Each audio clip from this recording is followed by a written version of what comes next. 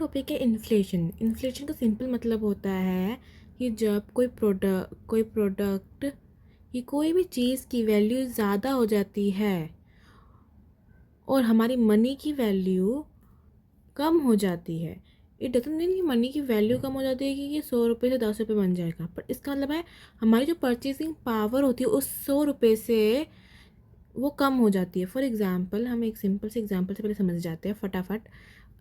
कि समझो तुम्हारे पास है 100 रुपये, ठीक है ना, उससे तुम खरीद पा रहे थे 5 चॉकलेट, ठीक है ना। अभी भी तुम्हारे पास 100 रुपये, ये समझो तुम ये बात करो 2015 की, अभी भी 100 रुपये है, अब तुम खरीद पा रहे हो 3 चॉकलेट। तो इसका मतलब कि नहीं है कि 100 रुपये तुम्हारे 10 रुपये बन गए, नहीं, भाई चॉकलेट की प्राइस बढ़ गई। तो क्या हो रहा है, over the time the price of the product और सर्विसेज हैज़ इंक्रीज। उसे कहते हैं तुम्हारी परचेसिंग पावर 100 रुपये से 100 रुपये का तुम 5 खरीद पा रहे थे, अब तुम सिर्फ 3 खरीद पा रहे हो, तुम्हारी परचेसिंग पावर कम हो गई है, ठीक है ना। अभी हम इसको एक डेफिनेशन के हिसाब से भी समझ लेते हैं, एक डेफिनेशंस करते हैं। इन्फ्लेशन क्या होता है? Inflation is the increase in price over time, ठीक है ना, because of which money loses its buying power। इसका मतलब क्या हुआ? इन्फ्लेशन का मतलब होता है कि इंक्रीज इन प्राइस। तुमने कोई प्रोडक्ट लिया, कोई सर्विस ली, उसकी क्या हो गई, प्राइस बढ़ गई ओवर द टाइम, वक्त के साथ। 2015 में कुछ और था, 2026 में और कुछ है, मतलब बढ़ गई प्राइस, ठीक है ना। Because of which money loses it's buying value. तुम 100 रुपये में कितने खरीद पा रहे थे पहले, 5, अब तुम 3, तो तुम 100 रुपये की वैल्यू है कैसे हो गई, घट गई।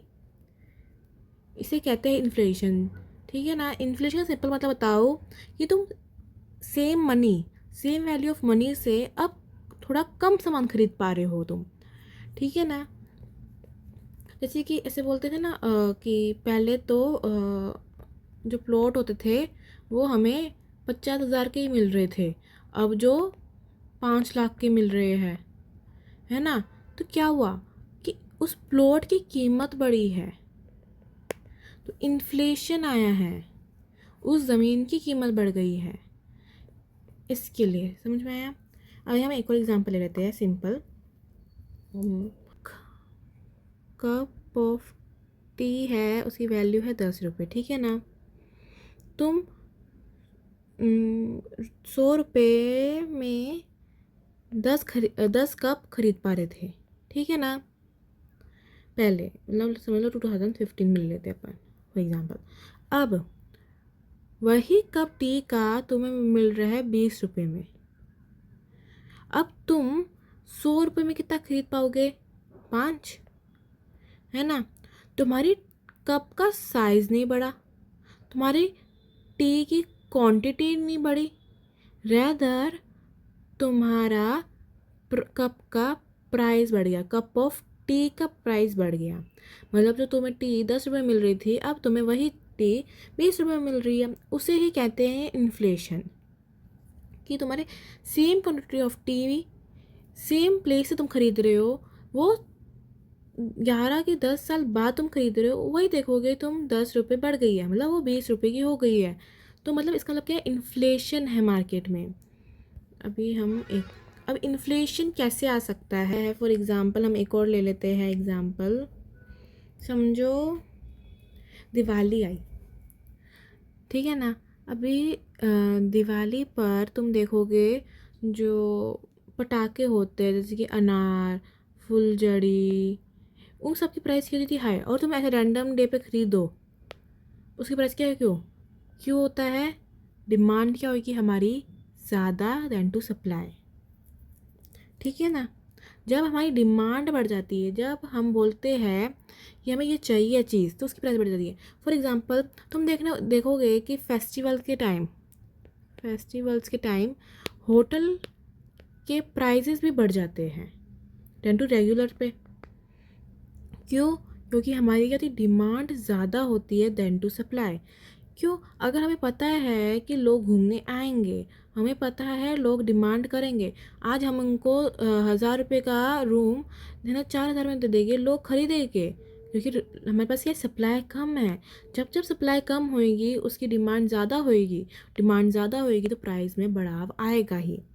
अब तुम कभी कपड़े खरीदते हो तो तुम देखते हो, तुमने जैसे ही बोलती है कि ये मुझे अच्छा लगा, कि मुझे चाहिए, दुकानदार अपने आप ही उसका प्राइस बढ़ा के बोलेगा। ये जैसे कि अभी तुम नवरात्रि के टाइम देखोगे, चनिया चोली होगी, उसकी प्राइस एकदम से बढ़ जाएगी। जो रैंडम डे पे जाओगे तुम, तो उसकी प्राइस इतनी ज़्यादा नहीं होगी, नहीं तो बल्कि कम होएगी। पर जैसे तुम देखोगे नवरात्रि के टाइम चनिया चोली की प्राइस बढ़ जाएगी। क्यों? क्योंकि डिमांड क्या है, ज़्यादा, और सप्लाई क्या है, कम। जब जब डिमांड ज़्यादा होएगी और जब जब सप्लाई कम होएगी तब तक प्राइस बढ़ेगी। पर इसके सिवा अगर डिमांड और सप्लाई, अगर सप्लाई ज़्यादा होती है और डिमांड कम होती, मतलब तुम्हारे पास जो स्टॉक है वो अबंडेंस में पड़ा है, तो प्राइस अपने आप कम हो जाए। अभी सेलर्स को तो ऐसा होगा कि भाई निकाले सामान, कम प्राइस में निकल जाए सामान। पर इसमें तो क्या है, सेलर को मेरे को प्रॉफिट होगा, और मैं प्रॉफिट क्यों ना करूँ।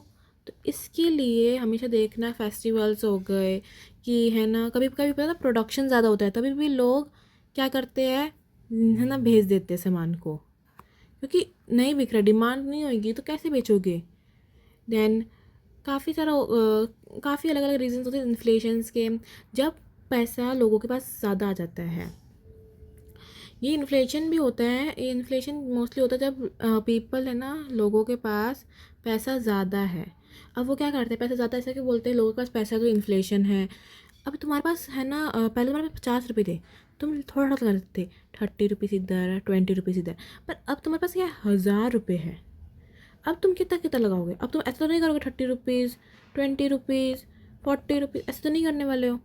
रहते अब तुम कैसे लगाओगे, भाई भाई तू 500 ले, तू 200 ले, तू 300 ले।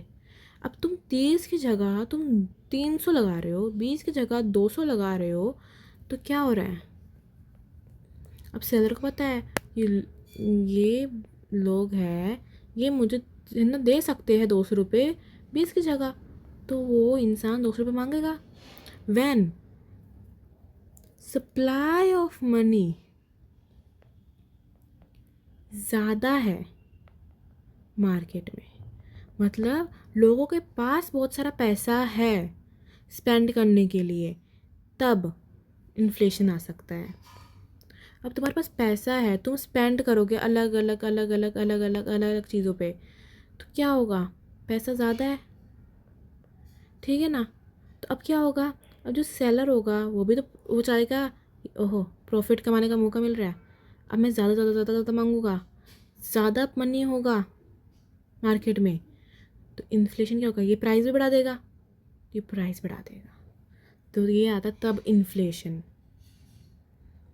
इसके काफ़ी सारे है ना, इन्फ्लेशन के भी टाइप होते हैं, hyper inflation, mid inflation, deflation. अगर आपको चाहिए और वीडियो बनाऊँ मैं उस पर, तो you guys can comment me and मुझसे पूछ सकते हो कोई भी डाउट हो तो। और आगे ही वीडियो आती जाएगी अलग अलग टॉपिक्स पे, so please stay and watch the videos.